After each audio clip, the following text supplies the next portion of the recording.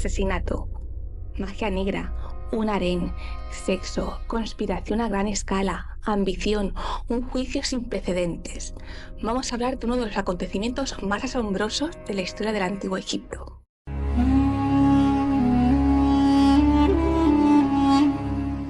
Se trata de la conspiración del harén de Ramsés III, del cual tenemos un montón de documentación al respecto, como el papiro de Turín, o el papiro Rolling, o el Lee. La verdad es que es una historia increíble, os voy a contar. Contexto. Nos encontramos en el Egipto del Reino Nuevo, concretamente en 1185 a.C. Está en el trono Ramsés III, que ha subido al poder con unos 30 años. Se encuentra con un reino convulso, tanto a nivel interno como a nivel externo. A nivel interno, la corruptela se ha instalado dentro de la administración, ya en continuos robos dentro de lo que son los templos y las tumbas reales. Mientras que a nivel externo, tiene la continua amenaza de los pueblos extranjeros, libios, nubios, los pueblos del mar, a los que consigue repeler. Como consecuencia de estas guerras, Egipto pierde su hegemonía en Asia, lo que es Oriente Medio, y también como consecuencia pierde los suministros de esta zona, así que tiene que hacer acopio de los suyos propios, concretamente de los templos, lo cual trae pobreza y hambre a Egipto. Seguimos. Tras sus primeros 30 años de reinado, Ramsés III celebra las fiestas del Sed, la festividad del Sed. ¿Qué son estas fiestas? Son las fiestas que se celebran en los primeros 30 años de reinado de cualquier faraón, revitalizarle tanto a nivel de salud como a nivel político. ¿Qué ocurre? Que son fiestas muy caras. Eran épocas de penurias económicas, entonces suponía un gran esfuerzo en las arcas del Estado para poder celebrar estas fiestas, lo cual supuso un impago en los salarios del pueblo. ¿Y qué trajo consigo? La primera huelga documentada de la historia. Sí, fue en Egipto, de los trabajadores del Tell y el Medina. Estos trabajadores eran los constructores del Valle de los Reyes y cobraban su salario en especie, es decir, no en moneda, pues no lo estaban cobrando. En fin, todo esto era un buen caldo de cultivo de una conspiración contra el rey. Centrémonos ahora en el harén. Tenemos que tener en cuenta que en Egipto el harén no tiene nada que ver con el harén del Imperio Otomano, ¿vale? Estas mujeres gozaban de libertad, podían ser vistas junto al faraón en ciertos actos, y no solamente había un harén, sino había varios harenes a lo largo de todo el reino. Se llamaban casas de Generet. En estas casas, las mujeres que tenían hijos con el faraón criaban a los niños y estaban rodeadas de un gran servicio de hombres, de funcionarios hombres, masculino. Estos harenes tenían un sistema propio de suministros, tenían campos de cultivo, ganados, talleres. Las mujeres, por un lado, se formaban a nivel musical para contentar al faraón y también a nivel de confección de ricos tejidos. Dentro de los harenes había una jerarquía. La que encabezaba dicha jerarquía era la esposa principal del faraón, la reina. ¿Qué ocurre? Esta mujer administraba todas las casas. ¿Qué significaba ser la gran esposa principal, la esposa real del faraón? Aparte de su esposa y reina del país y de administrar el harén, es que sus hijos eran los legítimos herederos al trono. ¿Y qué hizo aquí Ramsés III? En vez de tener una vejez tranquila y un reinado dentro de lo posible, al menos a nivel familiar, tranquilo, dijo, pues no voy a tener una sola esposa principal, que era lo normal. Dijo, voy a tener dos. Imaginaos el mal rollo dentro del harén con dos grandes esposas principales. Es decir, dos reinas, dos hijos legítimos con los mismos derechos de subir al trono, en fin, un mal rollo, precipitó la caída del faraón, pero bueno, no vamos a adelantarnos. Hablemos de estas dos grandes esposas, sus nombres, sus orígenes y de qué príncipes eran madres. Por un lado estaba Iset. Iset era hija de un alto funcionario del delta del Nilo, que tenía origen cananeo. Y por otro estaba Telle, que era de la alta nobleza egipcia de Tebas. Y por supuesto, al tener dos hijos varones con los mismos derechos de legitimidad al trono, hubo a vez discrepancias entre ellas. Sin embargo, Ramsés III, no sabe si en un intento de quizás apaciguar las peleas entre ambas esposas o para aumentarlas, decidió nombrar al hijo de Iset, también llamado Ramsés, como su legítimo heredero, en torno al año 21-22 de su reinado. Yo creo que esto fue peor todavía. Ya estaba hecho el caldo de cultivo para la conspiración, para la conjura. ¿Y quiénes lo encabezan? En primer lugar está la reina. Teye.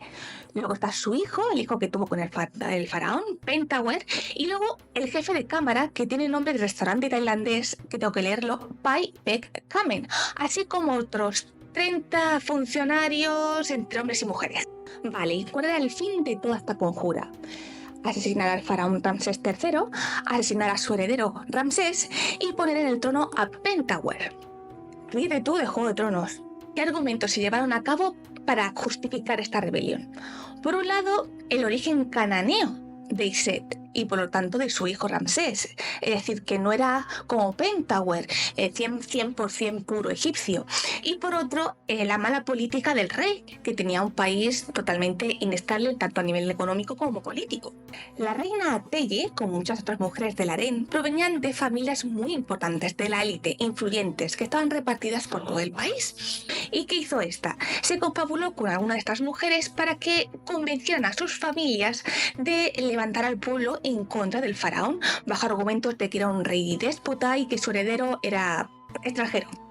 Pero Teye no se limitó solo a las familias de la élite egipcia, sino que también buscó el apoyo de la élite administrativa y militar. Buscaba el levantamiento del pueblo y del ejército. Y según los papiros que se han conservado sobre este caso, Teye tenía el apoyo de la mitad del ejército nubio, por lo cual nos encontramos ante una revolución muy bien montada. Bueno, y es que en este caso muy fuerte. No solo entraba el mundo terrenal, el mundo político, el mundo militar, sino que también entraba el mundo místico, el mundo espiritual. Y es que se utilizó magia negra para llevar a cabo esta conjura. Y es que tenemos que pensar que el mundo antiguo era muy supersticioso. Las creencias religiosas de espíritus, de magia, tal, estaba en el día a día de las personas. Entonces no es descabellado pensar que esta magia se utilizara para llevar a cabo sus fines. Además, en los papiros vienen. ¿Qué ocurre? Que debido a estas creencias, estos textos mágicos no estaban en manos de todo el mundo. Era difícil acceder a ellos. ¿Dónde se escondían? ¿Dónde se guardaban? Se custodiaban en la casa de la vida del templo funerario de Ramsés III en Medinet Habu. Así que Teye necesitaba también el apoyo de la élite religiosa. Así que consiguió el apoyo primero de 2 escribas, tengo que leer sus nombres, Medjer y Mesui, y de 2 sacerdotes que eran los únicos capaces de interpretar estos textos. Se llamaban Iroi y Parre Kamenefet. Bueno, y a nivel místico, ¿qué hicieron? Bueno, tremendo. Crearon muñecos de vudú, muñecos de cera, tanto de los protagonistas a los que querían matar como de los dioses para buscar el apoyo divino. Luego leyeron textos para exorcizar al rey, ¿vale? Para perjudicarle en su salud y en su reinado. Luego crearon hechizos de amor para que las mujeres de la élite conquistaran, sedujeran, atrayeran a aquellos hombres que estaban en contra de su conjura, ¿vale? Para atraerlos a su favor. Y crearon brebajes para dormir a los guardias que vigilaban en la habitación del faraón. O sea, película total. Bueno, ¿y qué pasó? ¿Funcionó el complot? Veámoslo. Bueno, funcionó en parte, porque solo el que murió fue el faraón Ramsés III. Gracias a un tag que se le hizo hace poco, se pudo comprobar que fue de acuerdo con los papiros del juicio. Otro hijo del faraón, que subió al trono, Ramsés IV, preparó todo un equipo de investigación para ver qué había ocurrido y sacar a la luz a los conspiradores. Probablemente muchos de los testimonios eran sacados bajo tortura, que era una práctica habitual en esta época. Tras la instrucción del caso, los encausados fueron declarados como grandes criminales y no viene en detalle su condena. Pero vamos a fijarnos en los condenados más importantes porque hubo un montón. Comenzamos con el príncipe Pentuer, que fue condenado a quitarse la vida él mismo, concretamente con envenenamiento. Bajo este mismo sistema también fueron condenados los escribas y los sacerdotes de la Casa de la Vida, un mayordomo, un comandante del ejército y el jefe de la casa, el jefe de cámara, Pai Pek Kamen. Realmente las penas dependían de tu estatus social. Si tenías un gran estatus, pues era una muerte menos deshonrosa. Esta muerte se consideraba pues menos deshonrosa que ser quemado vivo o empalado. Bueno. Durante el juicio, durante el litigio, algunos jueces, un policía y un capitán tuvieron una con algunas de las mujeres del harén que estaban acusadas. Tremendo. Y estos hombres también fueron condenados, concretamente a la amputación, de narices o orejas, algo visible, algo tangible, algo que esté para toda tu vida en tu rostro, que te recuerde la vergüenza de haber cometido un delito. Era algo así como un estigma social. El resto de condenados en el juicio por la conjura probablemente fueron quemados o empalados. Otro detalle a destacar es que estos papiros no dicen los nombres auténticos de los acusados, una especie de damniato memoriae, es decir, de borrar sus nombres de la historia, y se le ponen motes despectivos. Veamos un ejemplo. Por ejemplo, el que tiene nombre de restaurante tailandés, Pai Pek Kamen, significa el servidor ciego, o Pani, el demonio. Sabemos que el príncipe Pentauer o Pentaur no era su nombre auténtico, el papiro lo dice que ese no era su nombre auténtico, pero probablemente se llamara como su hermano o como su padre, Ramsés. Sin embargo, en el caso de la reina, Teye no se le cambia el nombre, se le deja tal cual, pero no se sabe qué se hizo con ella, probablemente fue condenada, pero no sabemos a qué.